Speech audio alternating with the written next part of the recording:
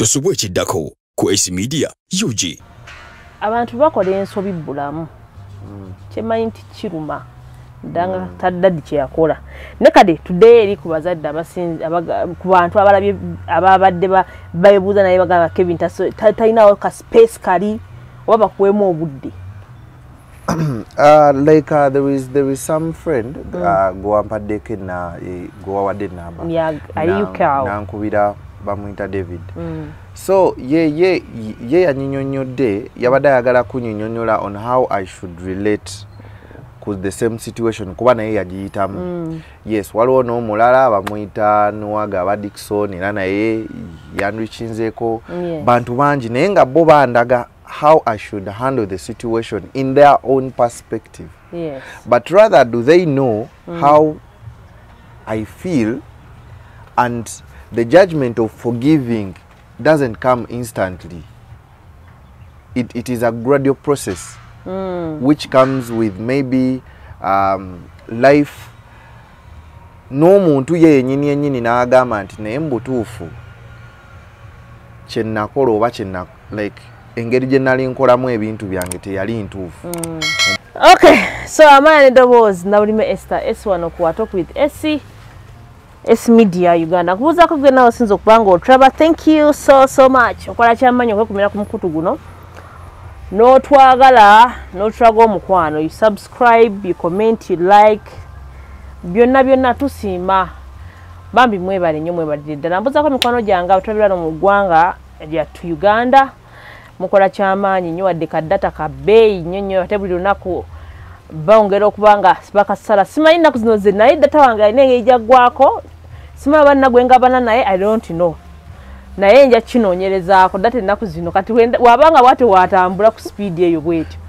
Mbawe ekitiibwa gwe wenna abeera mu Uganda wano n'obanga ate kaddatako kakozesa n'obanga otraba. Thank you so much. Mikwano gyaffe abali e Kenya, abali e Rwanda, abali TZ yawo bambi mwebale nnyo tulaba wetuvaawo netugenda Africa at large, South Africa tubaagala nnyo bambi. Thank you so much. Netuvaako eyo netugenda ate mu Europe, UK, Norway, bambi thank you so much. Then netugendako mu Middle East namwe tubaagala nnyo ate netugenda mu Asia, then America ne Canada. Thank you so much. Comments nyingi nnyo olumu tuzisoma otuzasoma naye ze tubate tusobodde bamwe mutusonyiwe naye comments nyingi nnyo. Thank you so much. Mikwano gyange egyenjawulo Nambiru Ann, Julie Love, Nalukwago right, Mahad Vibes, ani omulala awo gwesogeddeeko Swima Media, Eda the Great, bangi nyaawo nga mwenna mutulaga omukwano. Tusiima empeereza yammwe naffe tubasuubiza okubanga tubaweereza bulungi nnyo ddala. Olunaku olwaleero nkyali ne Kevin mabegakaawo atasobola kulaba emboozi ya Kevin. Omanyi ogwako eno story olwaleero bye tugenda okwogerako oyinza okubuzaabuzibwa, so mbadde nkusaba oddeyo onoonye emboozi gye twakola n'ensuuga Kevin ogitegeere bulungi. Tulina obuzibu n'abantu nti omuntu agenda n'abakasika video katono bwe kati tamanyi gye byavudde, tamanyi gye byaggweredde, n'akomentinga n'obusungu obungi. Kindly guno mulanga gwange eri buli muntu alaba content n'atali wange nzekka n'abalala nti woogwa ku mboozi nga basazeemu akantu katono nnyo kasaawo kaddakiika emu. Nyongera okugamba nti okujjukiza nti zino stories zetukola zikwata essaawa emu n'ekitundu, essaawa 2. So sandyagadde okole judgment yo ka video kamu aka 1 minute. Fuba okulaba nti osobola okufuna akadde n'ogera n'ononya source gyeri omanye story gye yatandikidde paka kukomekkerezebwa omanye then okomentinge kijja kukola nnyo amakulu okusinga ogwali ojja genda okomentinge abantu bakuyiseemu eggaali ate okaabire bwereere. So kindly woba ogudde ku eno story leero mbadde nsaba oddeyo olabe stories ziri emabega ze twakola n'ensuuga Kevin kijja kuyambako okutegeera ebintu bino tugenda okwogerako olwaleero. Leero ndi n'ensuuga Kevin. Nsuuga Kevin tusanyusa okulaba. Nange nsanyusa okuddamu tukwaniriza ku S Media. Nange nsanyusa nnyo. I'm very humbled kubanga munkyazizaako omulundi ogwokubiri yambadde naawe mmwe omulundi ogwokubiri naliko namwe omulundi ogwasooka, and really the story good enough. Bantu bangi bagirabye, bantu bangi ebakuteko balaze nti challenges in life are there, but still regardless we move. Actually story when twagiteekayo comments zabadde nyingi, actually let me see, zabadde nyingi nnyo nga abantu balina embeera kumpi yeemu. Abamu alowooza n'okulowooza nti eyaabwe esukkako. So I got not, life is not easy. Yeah, life is not easy. Actually, waliwo abantu bangi abantu bangi abadde baagala okunreaching about okumbulira table story yaabwe ebadde etya, nga bandaga ki kye nina okukola about omukulu, how my father, how should I relate with him and what nebirala bokusinziira ng'engeri gye bakwatamu stories zaabwe n'engeri gye bakwatamu obulamu bwabwe in the same situation. But still I think abantu bangi bavudde bayogedde bingi nagamba naye Kevin tasobola kusonyiwa taata. Omusonyiwa kugamba omanyi abanange mwatwogera ebintu bino abantu abamu balowooza nti twekubira, wano kwa Smith tubeerawo ku inspiring, to motivate. Kevin nzikiriza story nange nagiwulira actually era nagiwa obudde ne kati nze yagikola ate naddamu nenjiwa obudde nga njiwuliriza. So abantu bakola ensobi bulamu kyemanyi nti kiruma danga taddadi kye yakola ne kade today eri ku bazadde abasinzi ku bantu abalabye ababadde bayebuuza naye bagamba Kevin talinawo ka space kali oba bakuwemu obudde. There is some friend gwampaddeko gwawadde namba nankubira bamuyita David. So ye yanyinyonnyodde yabadde ayagala kunyinyonnyola on how I should relate ku the same situation kuba naye yagiyitamu. Yes, waliwo n'omulala bamuyita Nwaga ba Dickson era naye yanrikinzeeko bantu bangi naye nga bo bandaga how I should handle the situation in their own perspective. But rather do they know how I feel, and the judgment of forgiving doesn't come instantly. It is a gradual process which comes with maybe life. N'omuntu yennyini yennyini n'agamba nti naye mbutuufu kyennakola oba like engeri gye nali nkolamu ebintu byange teyali ntuufu. Omuntu ono namukola kino na kino na kino of which ngwesalira. Kati omuntu bw'abanga ye agwesalira, then you have a part where you can start to forgive that person, because you can't forgive the person nga ye tali ready to be forgiven. Tatekawo mbeera. Naye era still ne bw'aba ataddewo embeera, I don't think, because waliwo ebintu in life kye nasooka okumanya nti sorry at some point means nothing. Tena kyetegeeza ky'ogamba sorry. Teyina kyetegeeza. Naye vis-a-vis ku ki kye wakola. You get? Nti osobola okugamba sorry, katugeze omuntu asobola ofiirwa obulamu n'ogamba abantu sorry, but still sorry gy'oba oyogedde batezizzaawo gwe wajjeewo. Tezza muntu oli. So yensonga lwaki nkugamba eri just nkwadde example, yensonga lwaki nkugamba nti at some point sorry means nothing. Ndoga muwulidde naye katongera okusaba. Yeah, as life takes us. Tusabe. Then questions zaze nyingi nnyo. Tunuulire ekyomugenzi maama, may her soul rest in peace. Nti obukojja buwe butyo. Nti liti twakyogerako bate bakitegeera bulungi. Balowooza wagezaako kunoonyaako ebukojja Okunoonya side ya mama wange. Ya mama. Njagala nsigire abalabi ekifaananyi. Nti by that time when I was growing up, still nali nina ebintu bingi mu bulamu, entalo nnyingi mu bulamu ez'okulwana. Nga eyentalo olutalo teruli minor, but it's not the first war I should fight. Kuntalo zoyina. Kuntalo zenina mu bulamu olwo si lwe lutalo lwandisoose. And above all, bwe manga mbadde surviving for 26 years, nga I don't know how they are and how they stand both side yaabwe, because nabo bennyini temuli yavaamu n'agamba nti bajja kunoonya. Yes, nti Ruth yazaala omwana e Kampala. Omugenzi ma bamuyita Ruth. Ruth yazaala omwana e Kampala. Naye omwana oyo kuba we yamuzaala nga tetumulabangako. Kangezeeko okukola ki? Okunoonya. Because I think Ruth yalina ba brother, yalina ba sister, kyensobola okulowooza. Ate nga kituufu, kirina okuba nga kituufu. Yalina abooluganda abamanyi nti gye yagenda alina okuba nga yazaalayo ki? Yazaalayo omwana. Yes. Kati bo baba nga tebasobodde nnyo kuteekamu maanyi gagamba nti we have to okunoonya omwana ono ali luddawa. Kati ate nze olutalo lwe nnina okulwana nga nze teruba ate kusooka kunoonya bo. Kusooka kuba kulina kusooka kwetereeza mu bulamu gwe n'osooka ne weetereeza. Then mudda Katonda bw'aba akuyambye n'ogenda n'okola ki?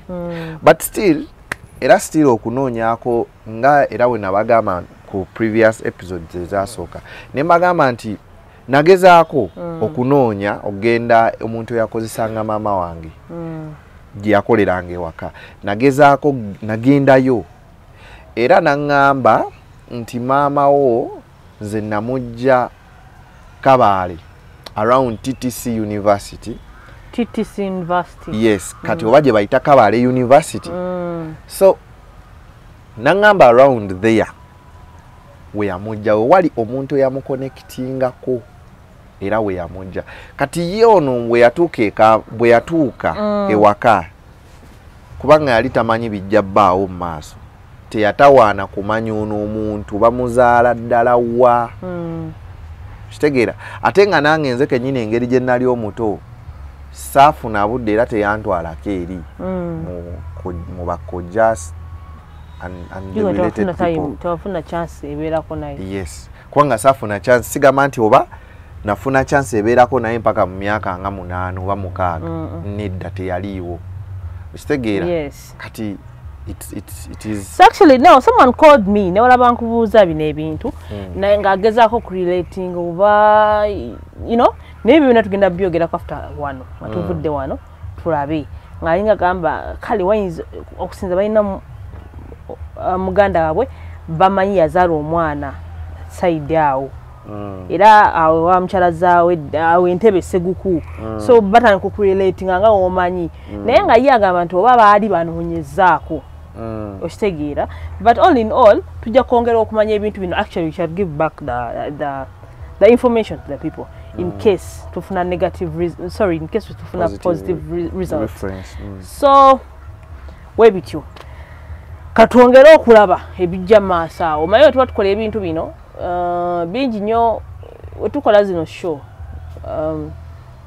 bingi nnyo ebibeerawo okitegeera. So olumu tugende ne tumanya how kati ng'ekyo ekyomuntu okuba nga yazze omukyala oyo n'agamba nti possibly balina omuntu waabwe kyateebereza. So tujja kulaba oba tujja kutula naye one on one tulabe oba kijja kukola.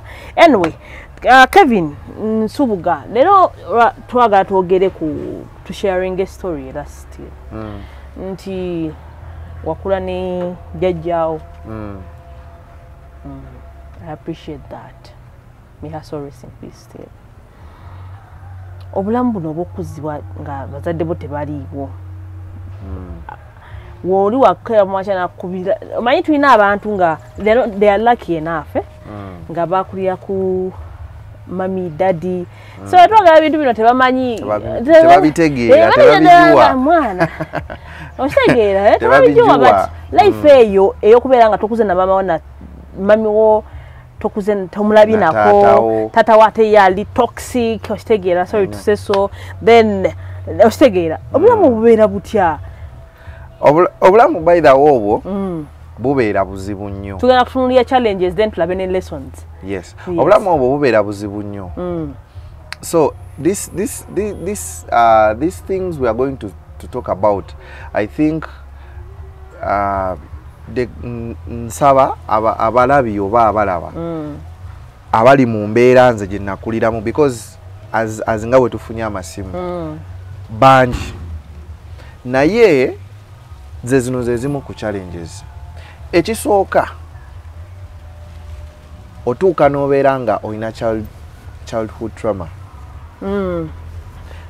jjukira tewafuna bulungi kwagala okuva mu buto okwagala okutuufu nti maama waali tata waali okwagala I mean kugenderamu actions and providence okugabirirwa ng'omwana bw'alina okugabirirwa nti kino weekiri kiri bwekiri kiri bwekiri and that confidence in life that I will survive because my mom and dad are webali you get kati otuuka n'obeera mu bulamu bwa try and error okategedde otuuka n'obeera mu bulamu bwa try and error in like how mu bulamu nosooka n'ogezaako kino for example n'ogenda ku ssomero nongamba kangende ku ssomero nsome naye nga tewali akutuuzizza kugamba nti bw'osoma ojja kufuuka bw'oti this is the advantage jjojja okufunamu ng'osomye ekyokulala nti tewali muntu agenda kukugoberera kubeera ng'akubeerako to guide you in life bwe bulamu bwe nkugamba nti oba try and error kyova olaba nti ofuna baghetto youth bangi okitegeera baghetto youth bangi ababeera mu ghetto ye n'alowooza nti obulamu bwe awe bugenda okukoma kubanga he lost hope from the childhood ground ya losing a hope olw'ensonga yali abeerawo nga no one to help no one to guide tewali gwalina kurifaringako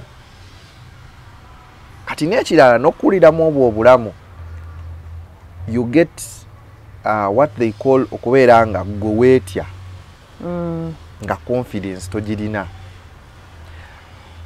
bw'oba muwala ng'oli mukyala bw'okuliramu eyo embeera eyokuba nga tolina maama na taata ekigambo nkwagala okuva mu muntu yenna kibikaminga so omuntu okubeera nga akyewuunya nnyo abanga atakiwulirangako kati nze the first time okundagagama nti okulagibwa okwagala nkulagiddwa ndowooza nga ebiseera byange okubeera nga ndi mukulu nga nkuze and I get to know that really okusinziira ku muntu ono byakola it portrays love okitegeera it portrays love kakati obeeramu obwo obulamu nga gwolowooza nti ensi yonna tekwagala you are the most disadvantaged person mu bulamu ebyo nno ebintu byenkugamba abantu abasinga abakulira mu bulamu bwe nakuliramu bye bafeesinga wali obaddeko n'emikwano kati otuuka n'okubeera n'emikwano kati nga bwenkuze ng'olina emikwano naye nga tolina confidence mu bo you are at the same age muli mu myaka gye gimu maybe toli bubi nnyo katonda akuyambi nopangapanga kino okitegeera nga tebakusinga nnyo naye nga olina ekikubulamu muli because weetyanga gwe weenyuma olowooza tolina kyoli kiri ekintu kiba kyakukuliramu nga weenyuma you say me am nothing and bwogenda mu bulamu nga tebuli so challenging nga abantu bennyini nabo bakugamba you are nothing. Gena maso Kevin. That is how challenges become. Bizibuwala nnyo. Ate n'okupanga obulamu. We wasinga obuzibu. Okupanga obulamu bulaza. Yeah. Obulamu bubikaminga buzibu. Jukira obeera otandikira mu negative. I'm talking about those people nga mu bulamu atandikira mu negative. Omwana alina maama ne taata nga bakuze atandikira kwemu. Nti webigaana nneewo okudda nebaka.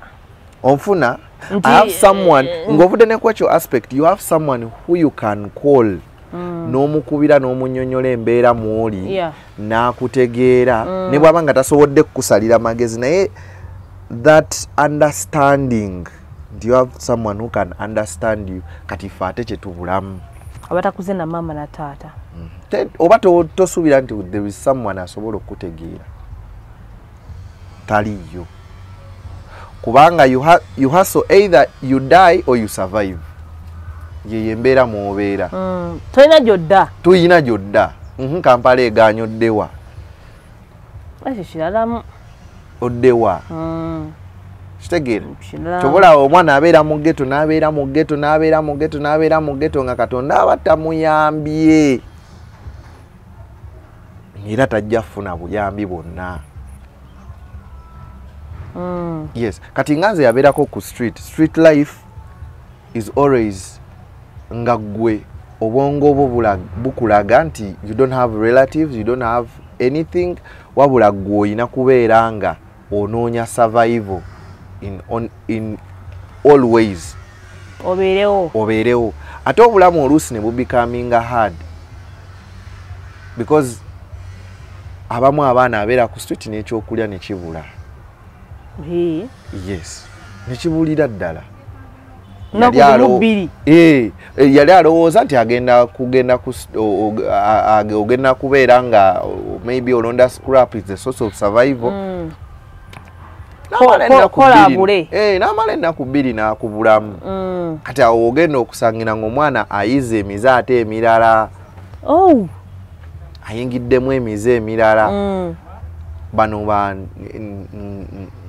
ntega bantu ne mujjako kyalina aba anoonya source of survival asurvivinza atya enkyajjukira talina kyakulya naye omwana akuze ng'alina maama ne taata aba alina assurance ey'emmere because omuzadde yenna ne bookera ku makya n'ogenda n'okomawo ng'oyagala mmere ejja bbaawo ajja kuba agikuwa ekyokulala waliwo omuntu asobola okuandastandinga ffe tetuba ekyokulala waliwo omuntu asobola okugayidinga ffe tuba ku try and error gezaako kigaana ogezeeko ekirala bwe kigaana ogezeeko ekirala kati ate era oluusi okaabe era gwamanyi naye era ogezeeko ekirala ate oluusi kitwala omwana nga ye mugumu nga ye nagamba kino kiganye kangezeeko ekirala sijja kuggwamu maanyi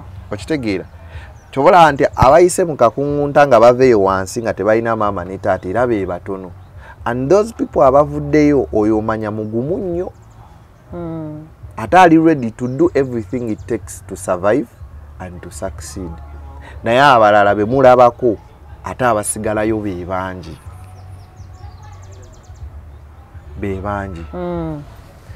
olumu bigaanamu so ebiseera ebisinga nekyokubanga wakula nga tolina maama kintu kiralamuuko kubanga eyo effect ekubeeramu nga tolina maama ne taata ekubeerako mpaka woofa bw'obanga gwe wennyini tewe rebuildinze munda nogamba I have to learn something which I have to learn. I have to unlearn kyenina oku unlearninga ojja kwesanga ng'obutakula na maama na taata kigenda kuleetera okubeera nga tomanyi bw'okwasaganya abantu in real life oba bagenda bagende oba bajja bajje okitegeera sagala kumanya okay. Ekyokulala ojja kubeera nga tomanyi bw'ohandolinga bantu tomanyi bw'ohandolinga bantu kati obadde okimanyi nti omwana atalina maama na taata ne bw'omukwata katugeze ojja omwana eyo somewhere n'omukwata n'omuleeta n'omuteeka mu famire eri nnomo famire eri nnomo waliwo buli kimu kye yeetaaga era sitiri kigenda mutwalira emyaka nga 8 ng'akyetya ng'abaana b'olina ewaka ye talaba nti ali ku level y'emu ye aba alaba ali ku level ya wansi bamuyamba buyambi kati ate oluusi ffe ekyo tekituvaamu we always get that we always get that in our mind that newankubadde onannyambye naye is not my biological tasobola kunjagala kusinga baana be onfunye bulungi nnyo I think that is the reality that is the reality because omuzadde azadde omwana we there is that natural bond that natural bond gye baba nayo kati ate nze gw'ofunye oluusi gye siba nayo kiri obeera ne kye bayita that sense of rehabilitating someone that sense egamba nti omuntu ono mukkiririzaamu she can perform in life than bo kye balaba saawa zino naye ebiseera ebisinga tosobola bw'aba nga alemereddwa mu nsi nga ggwe kye wali osuubiranga si bwe kiri kati ebiseera ebisinga ggwe osobola omuvaamu osobola okivaamu naye ate ono gwe baazaala nga maama we ye yamuzaala ng'era yamubeererawo agamba oba yaani oba akoze atya oba akoze atya he's my own wange nze amuzaala kati ate musuulira ani oba okitegeera giraba so kati ffe tubeera n'ekyo mu mutwe ate ekyo oluusi kituyamba era kiyamba abantu bangi kibayamba batya nti buli w'obeera mu nsi nga omanyi what you are nga you are not living in a virtual life tokubya mu bwongo obwo nti olw'okuba I grew up nakuzibwa muntu oba mukyala nga mukyala alinamuuko ku ssente nti era still is the biological person tubeera nakiri nti nze wadde kino weekiri naye nze kino kyendi ekituufu kati bw'omala okumanya ki ky'oli ekituufu awo enkulaakulana ayo weetandikira revolving yourself awo weetandikira nomanya sina maama sinina taata naye nina okuswaza abatanjagala nina okubeera obulungi nina okuyimuka at whatever cost tewali agenda kumbeererawo tewali agenda kubeererawo ensi bwegaana eba egaanye ate baagala alina omwavu tateesa ate omwavu awanga mwavu ate nga talina nabazadde be kiralamu kisukka kiba kiralamu enkiraba kisukka kugamba n'obeeraawo kati olaba tukula olumu n'okukula n'obeera nga jjukira omuntu akulidde mu family era neneeyisaayo eba ndalamu akuyize ne mama ne dadi neeyisaayo eba ndalamu bw'aba musajja aba amanyi engeri gye bakwatamu omukazi because yakirabako kati ate bano abatakuze nabo tebamanyi ate wakiraba because a child akola byakola omuntu yenna akola byakola kubanga yabirabako lava etero basumbuwa kubanga asoboka bana dda bali nga bagamba and some man babuuza nti oli mufumbo kati kankubulire olaba kubanga omwana akola ye nga ye byalabye kuva wansi kati bw'aba talina eyo gundi eyo mentality nga n'okusoma teyagendako waggulu n'amanya nti omuntu alaaninga ate na unlearninga kati awo obulamu bwe we butandikira okubeera nga tebuli proper ne bw'aba nga avuddeyo wansi n'afuna we bamulabira n'afuna family obulamu ne butereera era still wabata unlearninze ebintu ebimu namanya nti awadde saakula na maama na taata naye omukazi bamuyisa bwe bati. And that is the truth when nina okukola ki n'omuwala kyekimu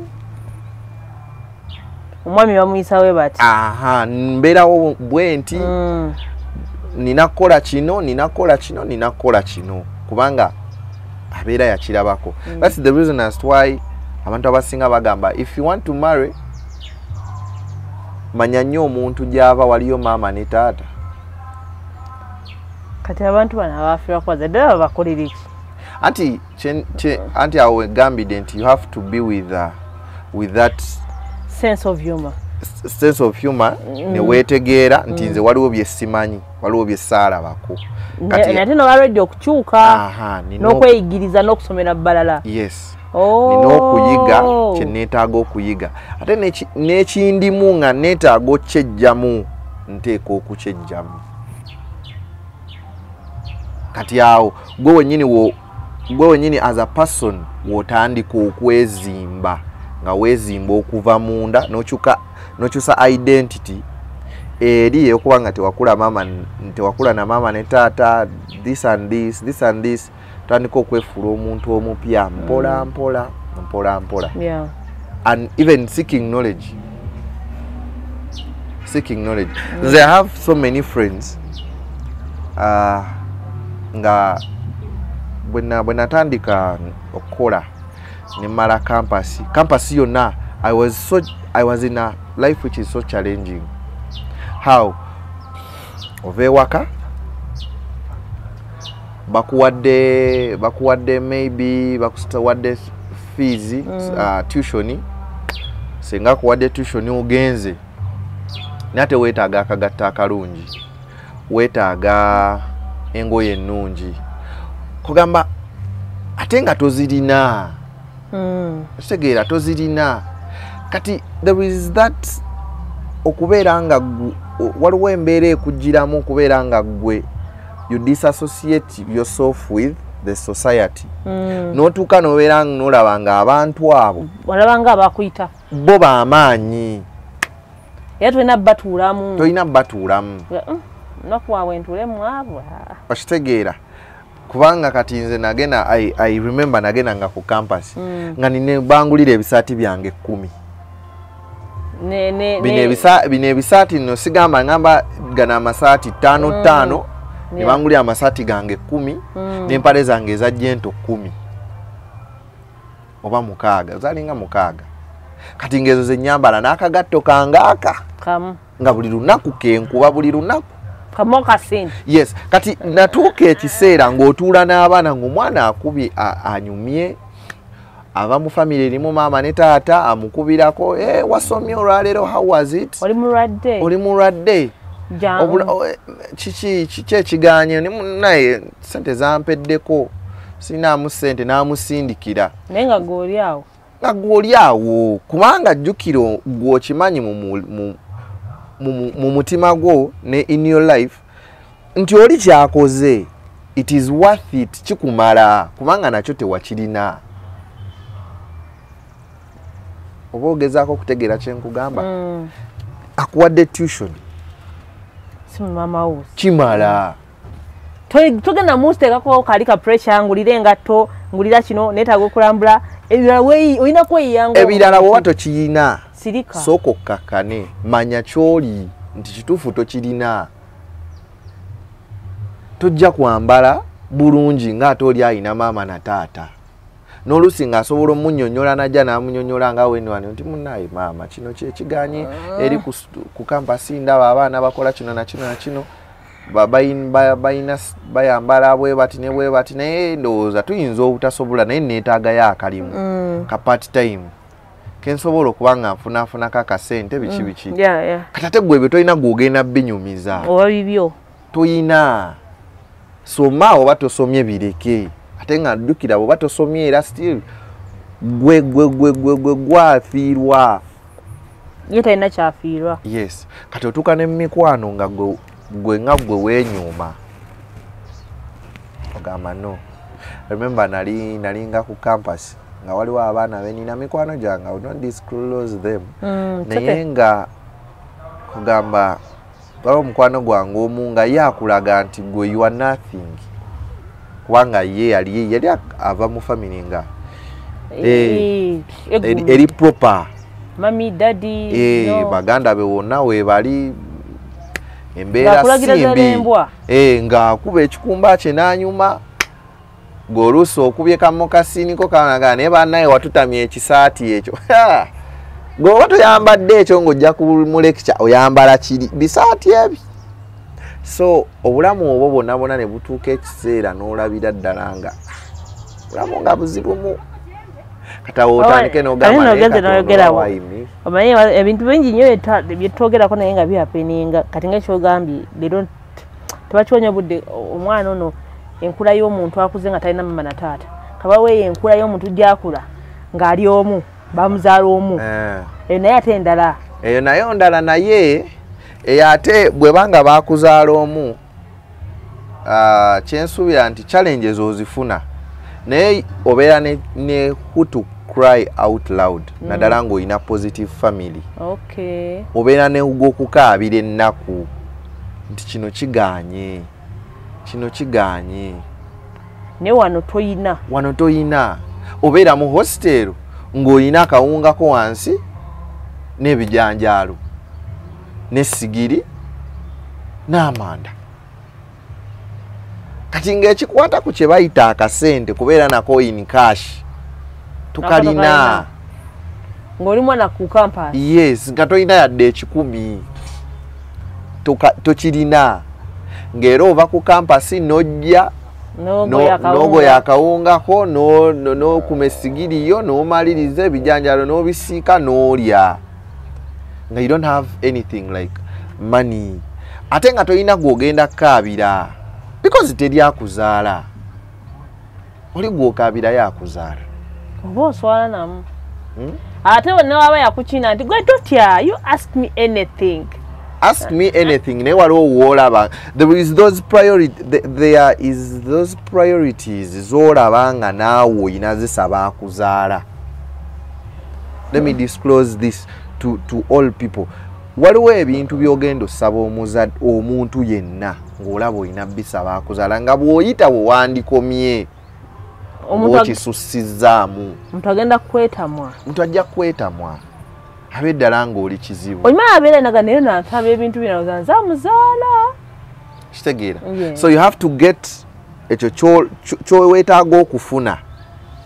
You have to get oyina ofuna ekyomugaso ennyo bino ebirala ebigenderako oba tolina abazadde tobisaba bireke sooka okkirize ky'oli yes bino ebirala sooka obyesonyiwe ate era bw'otuuka even the society sometimes it rejects those kind of boys and girls. Society ebesamba because omuntu yenna okufuuka mukwano gwo aba alina okulaba ng'oli ku level y'emu naye. You get? Yeah. You are on the same level of endabikaayo, eneeyisaayo and everything. Olina okubeera ng'oli ku same level. Kati buli waba nga toli ku same level wogenda okutuuka nga okufuna emikwano kigenda kubeerera kizibu. I'm not meaning emikwano egiri random. Njogera emikwano egirimu ensa ejaddala because kati wano tuli mu mbeera ya kubeera nga weetaaga okukulaakulana. Yes, weetaaga okukulaakulana okubeera nga olina emikwano egirina kye zikuteekako. Kati jjukira teri agenda fuuka mukwano gwo ng'alaba you are not on the same level. One line. Yes. Kati awo problem wejjira. Naye nze I want nze kyenjagala okugamba omuntu abo bonna benalabye nga they are asking me how osobola kikola otya no raising from that situation mpaka nobeera ng'oli independent notuuka ekiseera n'ogamba nti and you become somehow. Ekisooka oyina omuntu nganze olina okuva mu bulamu bwa virtue Bunnyonnyoli. Obulamu bwa bacho kwe kuimagininga ekintu ekitaliiwo. Nti oyina maama oyina taata olw'okuba waliwo omuntu akuyamba. Eyeefudde. Se yeefudda aba akuyamba kituufu. Aba akuyamba. Naye ggwe obulamu bwo yakuzaala. Ekintu ekitali kituufu sooka okkirize. Tobalina. Tebaliiwo. Kati bw'omala okukkiriza nti tebaliiwo, then sooka weebuuze naye buno obulamu bwe ndimu bwe ngenda okubaamu mpaka era bwe ngenda okufiiramu bwe neetaaga n'abaana be ngenda okuzaala bwe balina okubaamu, then kati gwe bw'oba olaba nga si bwe balina okubaamu, kati awo otandika okugamba nti nsaze batya empenda ezigenda mu maaso. Okulepa akulira bubi.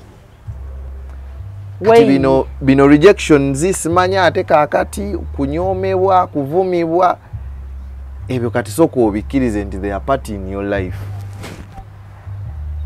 because you are disadvantaged. You were born disadvantaged. Tolina ky'osobola kyusa. Bino kuvumibwa kunyoomebwa kola ki, it's okay. Omupiira guli 0. Tegulina 0. Gubeera mu negative. Negative. Kuba kati kankubuulire. Obulamu bw'omwana atalina maama atalina taata butandikiranga mu negative 5. Mu negative we butandikiranga okula. Ekisooka bw'oba okula toba na that special care. Okubeera nti gundi mwamulabyeko naye yalidde ku mmere. Ebyo tebibaawo, ennyala eyinza okuluma mpaka kuwulira bubi. Paka lona ayagala gwe n'oddayo waka noga sinnalya. Ate kati n'ojja nga ate waliwo bano ababeera ewaka nga si bwe bakuzaala n'osanga nga n'emmere yaweddewo.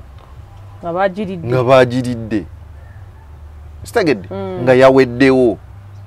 Kati obwo obulamu n'otuuka mu kiseera eky'okusoma nga toyina yadde asobola kuwa yadde ekitabo oba peeni, obanga baba bikuwadde ofunye omuzira kisaabikuwa tagenda kuwa bigenderako byagenda kuwa mwana we gwazaala.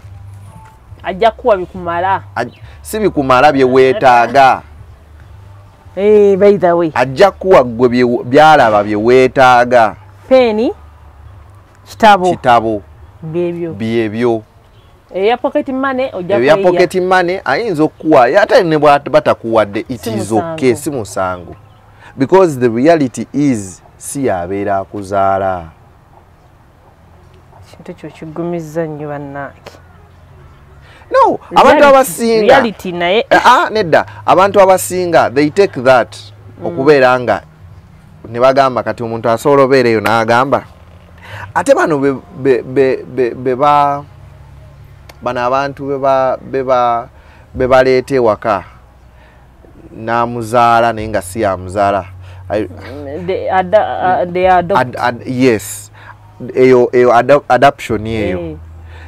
Naye njagala okakasa omuntu nti yes adoption ebaawo, naye omuntu oyo bw'abanga yazaala abaana be ng'alina abaana ababe bazaala gwe n'akuleeta n'akwongeramu bwongezi, yagalagana you can't fight what is natural. There is that special feeling ye gy'agenda okuba ng'alina ku baana be gy'atakuyinaako. That bond. Gwe kati gwandaba woyagalira okitegeera nti ddala kituufu, try obondinge no ogambe nti kati omusajja oyo naye oba omukazi ono singa mbadde nga yanzaala olaba abadde andaga nti anjagala wa naye ate singa abadde nga yanzaala, how could it be? Era ojagenda okulaba nga ate kisingako baba abadde abaana katugeze nga igwe katugeze yasalawo okuweerera ng'osula mu hostel ya mitwalo 4 ate omwana we tajja sula mu 100. Nedda omwana we era ajja sula mu hostel ya mitwalo kinana kakadde kamu 2 ate togenda keera ku macho omugambe naye lwaki nze nsula mu yaana ate nga abaana bo basulira mu kamu 2 iyo reality gye nkugamba gy'olina oku accept ajja kuddamu ekintu weewonye oli akuddamu waliwo asirika naye nga mu kusirika yeebuuza naye ono tamanyi reality what it is tagimanyi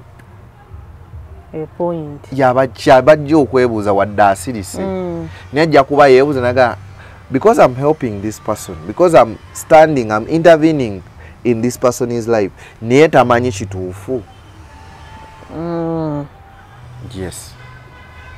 So obulamu awo webuto webuba challenges bwezityo kati gwe kasitootegeere kituufu kyoli.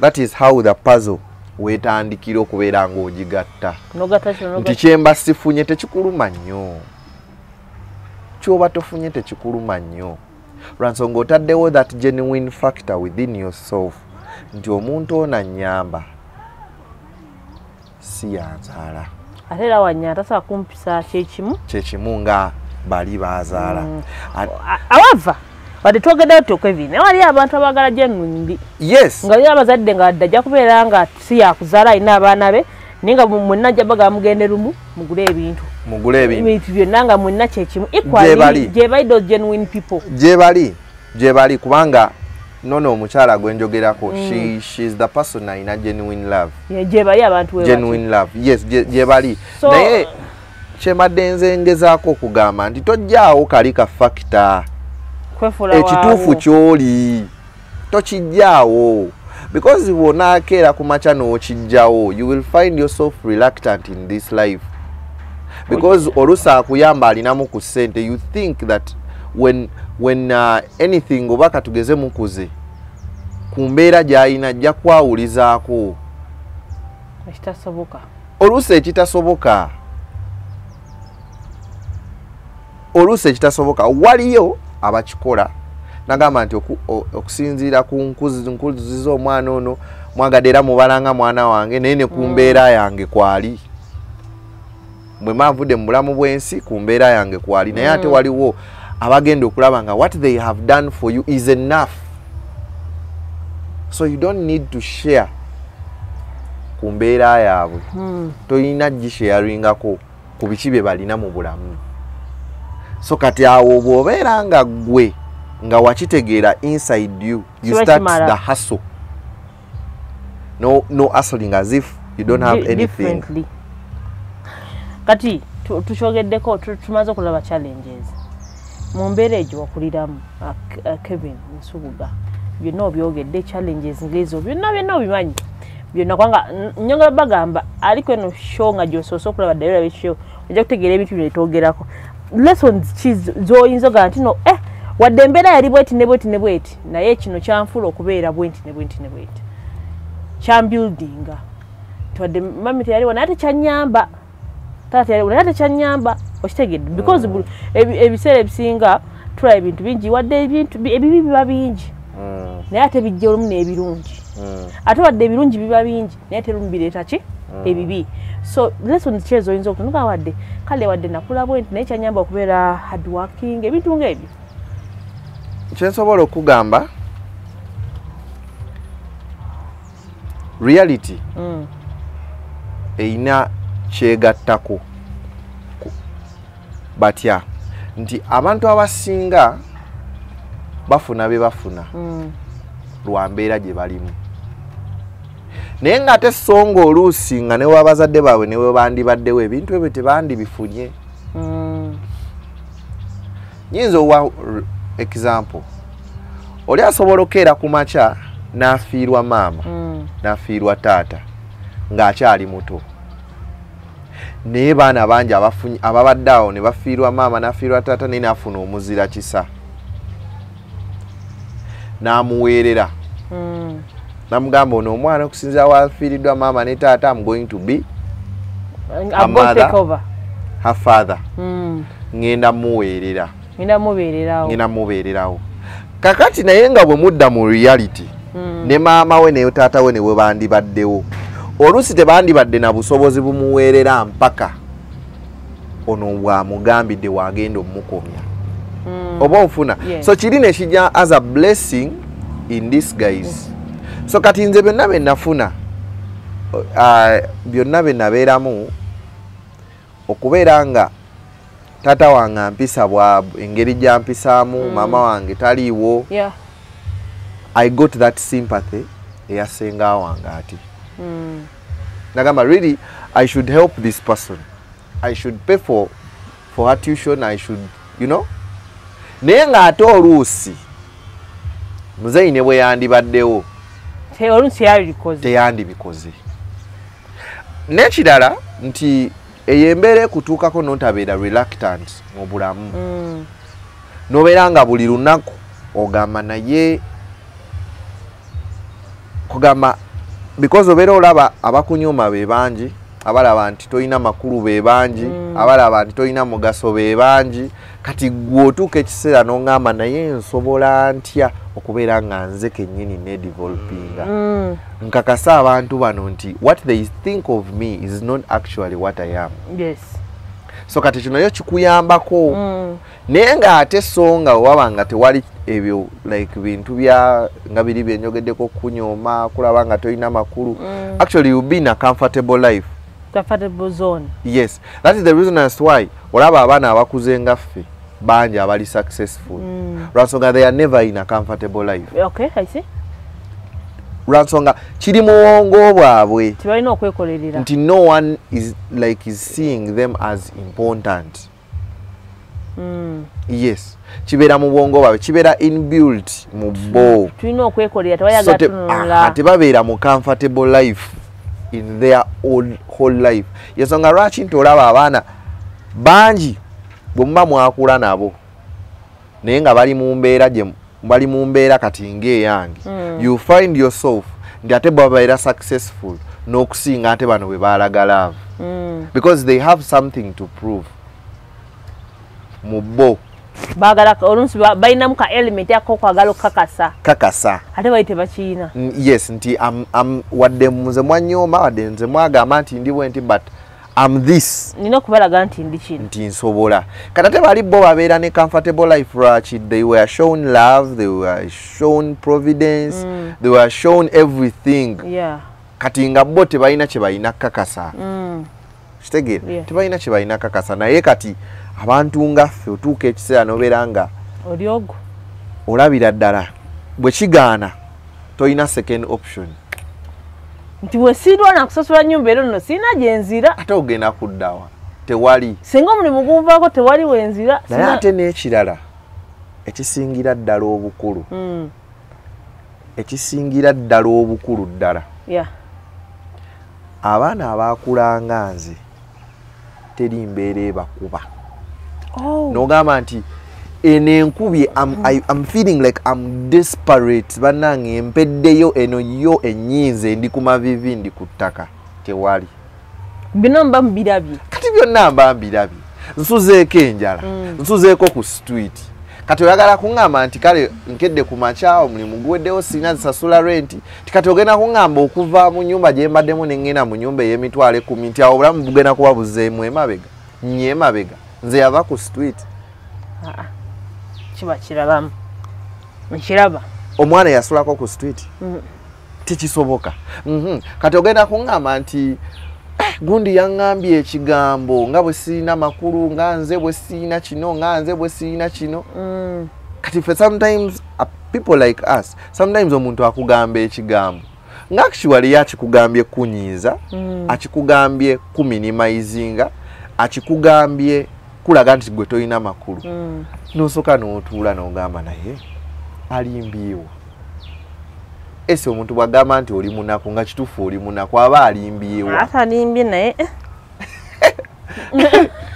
teyali takinzijukiza esana yanzijukiza I know the fact no ndi munaku naye sikunzijukiza naye era kiri kituufu kyoli awo wenkuteera wali eri wenkudizayo wali wetwogedde nti olina okukkiriza kyoli ogenda kubonako and actually someone told me of recent abana kigamba yangamba eso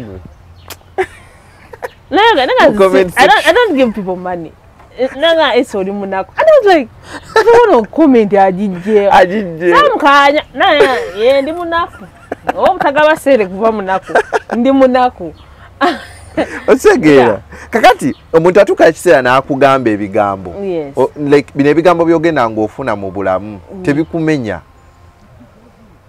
You actually, your heart becomes more harder. Olw'embeera gy'oyiseemu kogamba because mu buto wali okula wasinkana embeera enkulu ate gwe ng'omuntu ng'okyali muto kati bw'okula ate nga n'embeera okuze mu mubiri n'embeera nga naye osanze enkulu kati awo muba musobola okukola ki okubiisana kati nze omuntu bw'ajja n'aŋŋamba gundi oli munaku aba talina kyankoze for real kiba kitono ddala kiba kitono kati wana ate osangira nga atakulidde mwe awulidde yafa omuvumu otyo obunaku okubanga nze sirina kyendi how dare you kogamba nalaba nga kiri peace nalema n'okulya emmere gundi naŋŋamba nti ndi munaku gundi naŋŋamba nti ndi musiru naye ffe obeera wakulanga abo be baana baliwo okitegeera kati ne disappointments in life eyo nayo lesoni ndala kubanze kati I was nurtured embeera ya nurturing okutuuka nti disappointment terina kyenkolako. You are disappointed several times. Kati obeera otya kati nze nkugambe omuntu gwe nali sisuubira nti asobola okumpala n'okutuuka kweryessa nti taata wange kati ate gwe mukwano gwange gwe nfunye obufunyi kitegeeza ntala wakukola kati ate gwe mukwano gwange oyinza kunkola ki? What can you do? Tata uchatakola. Chatakola.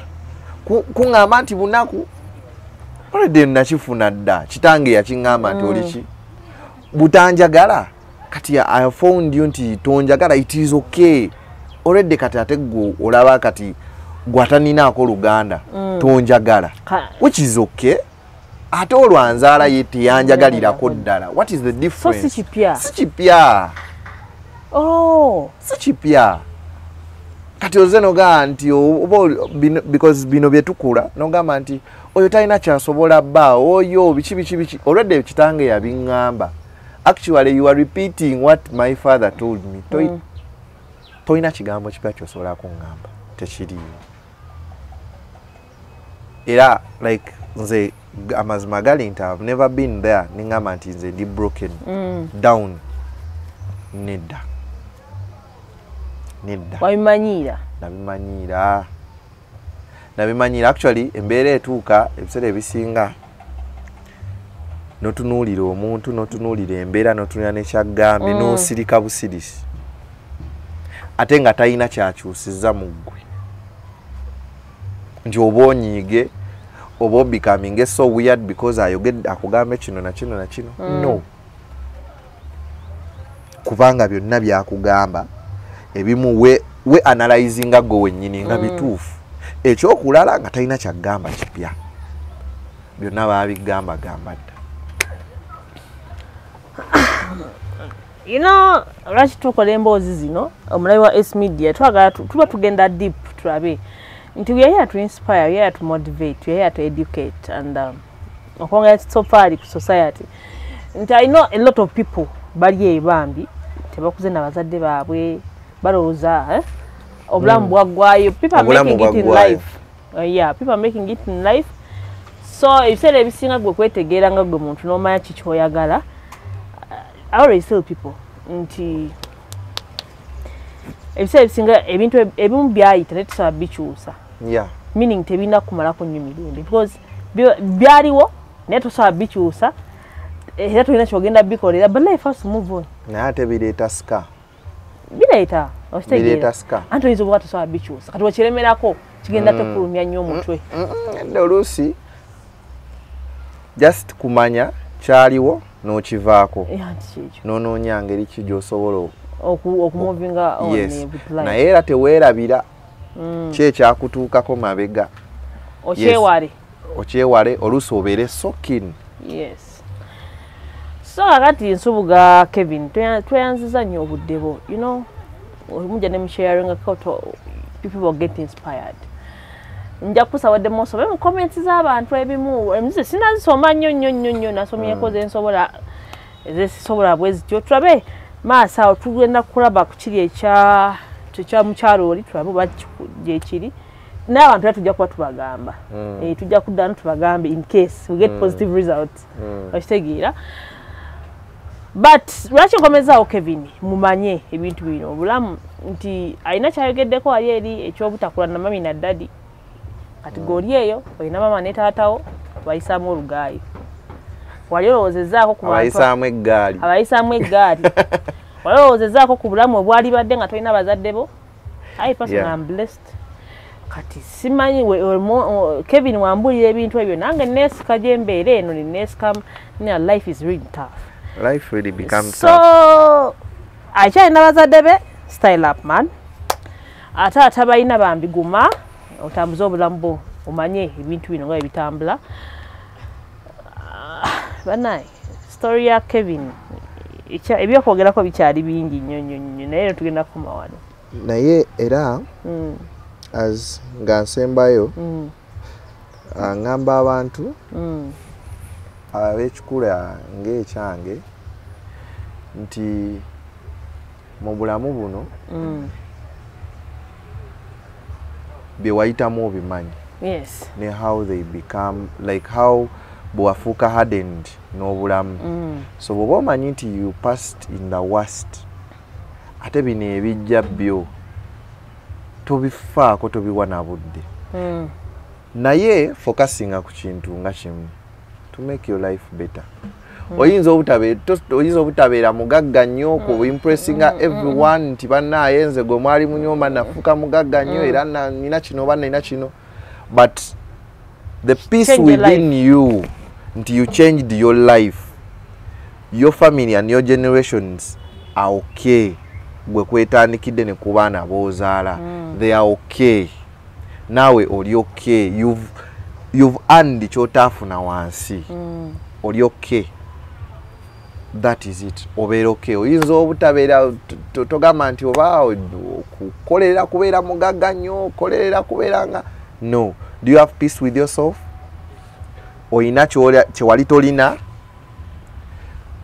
Are those people seeing you as someone who has evolved?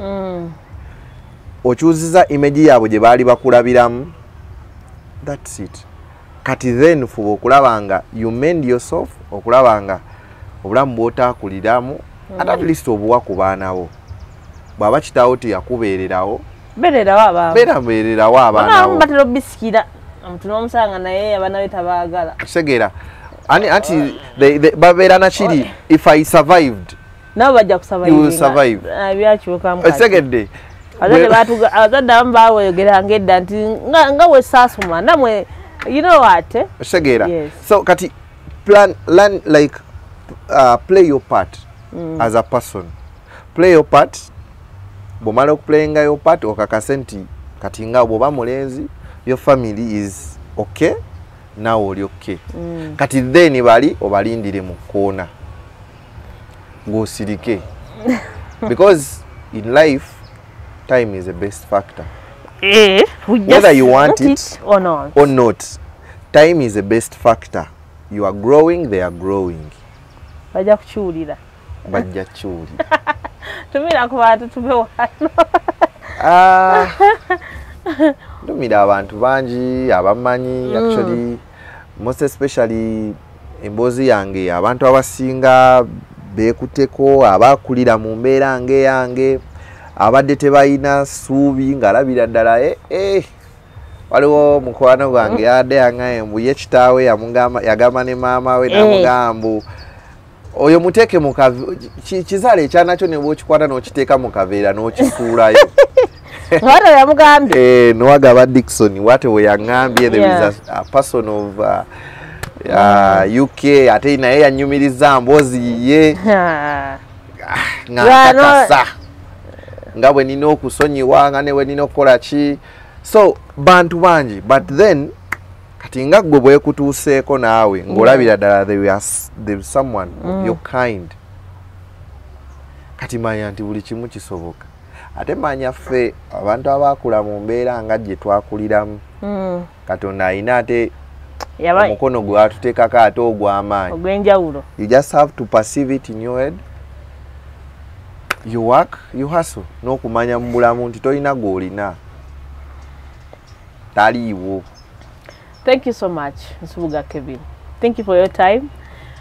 Ndoza muwulidde ebintu bye tubikola tulabe nti because tumanyi esi abatwala baba bangi all videos zino zituukewo omutuga neno yatuuseeyo so katumanyi natwala muba bangi naye please woba mpyako na channel please subscribe, like nga commenting nga sharing byonna ne feedback we appreciate lwakuba bamuba muze tuyisaamu gaali naye kyonna kyekiri tujja kutambulirawo tubalinaako obuzibu. Thank you so much. Nyonga gamba woba ogudde kweno story kati ddayo olabe ziri endala then olabe nga ate bitambula bulungi kasubira nakyo oyize mu mboozi ya leero tubale tunyumyamu tubale tugeza ku concluding however sina maybe ewedde bwe tuba tugenda te ku phase endala tegeeza ntalo lala tuli awo but wano we tuli so far. Thank you so much.